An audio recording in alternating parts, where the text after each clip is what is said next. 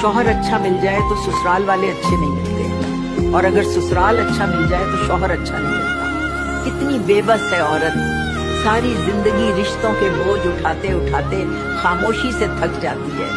हालांकि अल्लाह ने औरत को नाजुक बनाया है और साफ हुक्म दिया है कि औरत पर बोझ न डालो, मगर लोग उसे पत्थर समझ लेते हैं, जैसे वो इंसान है ही नहीं।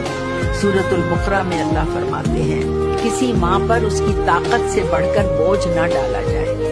सोचो, जब माँ पर बोझ डालना मना है तो एक बहू पर पूरे खानदान का बोझ कैसे जायज हो गया। औरत पूरा खानदान संभाल रही है और फिर भी उसे शिकायत करने का हक नहीं। याद रखो, शौहर के घर वालों की खिदमत औरत पर फर्ज नहीं।